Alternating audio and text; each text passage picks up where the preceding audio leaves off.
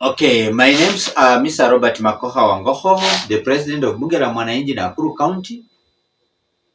Today we are going to address the issue of Raila Amolo Odinga African Union bid and the tribulations that are facing him, and the current one being that the government of the Republic of Kenya, led by one William Samoei Ruto as the president, has blocked the funding towards his AU bid campaign, and that his campaign is at stake and is likely to affect the former premier negatively.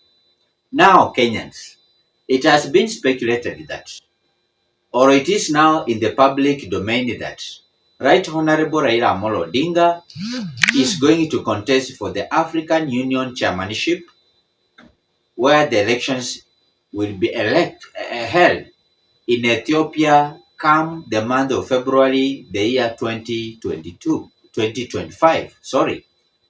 And as usual in the history of the elections in the world, one has to engage in a massive and stiff campaign ahead of the just planned date for the actual election day to take place.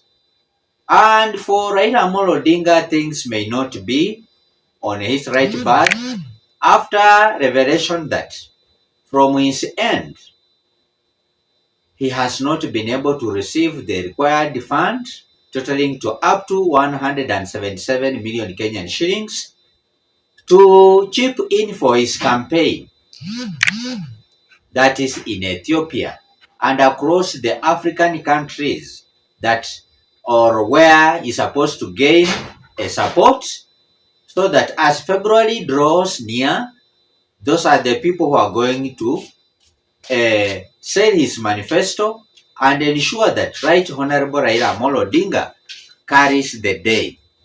And of course, in the race, his stiff competitor is none other than Mr.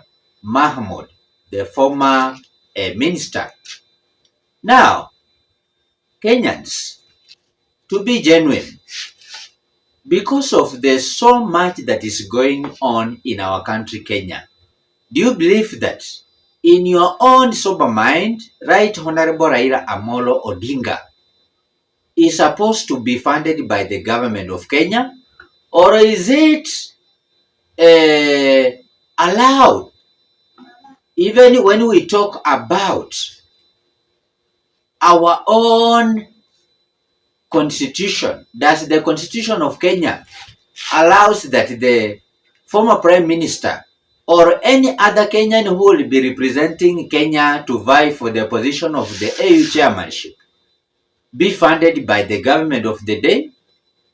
I think Kenyans should be open enough to tell each other the truth and see who is saying the truth and who is lying to Kenyans. Because as it is now, because as it stands here in Kenya right now, there are so many sectors that actually require funding, which can be a priority compared to the priority where maybe the state is being bashed for not prioritizing the bid for Raila Amolo Odinga at the AUC. We have a problem whereby the state is collecting a lot of funds to ensure that for the remaining 2 months or 1.5 months come January 2025, the CBC classes for grade 9 will have been built across the country. Not less than 14,000 classrooms are being anticipated to be built across the country. Now, Kenyans, in your personal opinion, as a Kenyan who is a taxpayer of this country, and we have some other departments in Kenya right now which cannot carry out the activities as required by the law, do you support the motive by the government to give out money for the campaign of Right Honorable Raila Amolo Odinga?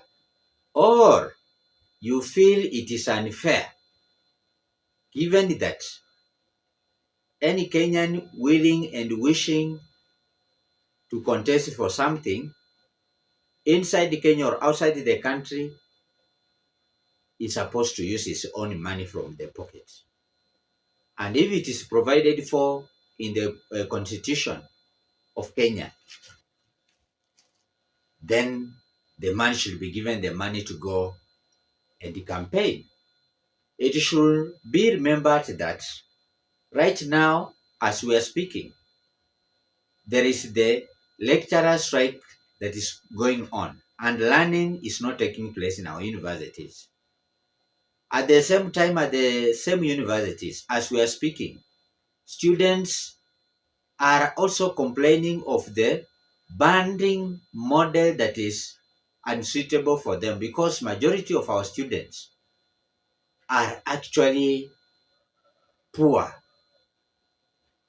Yesterday, there was a newspaper that was stating that if the government does not change or improve on the banding model at the university, then as a country we risk having 123,000 students in our universities not graduating due to lack of school fees.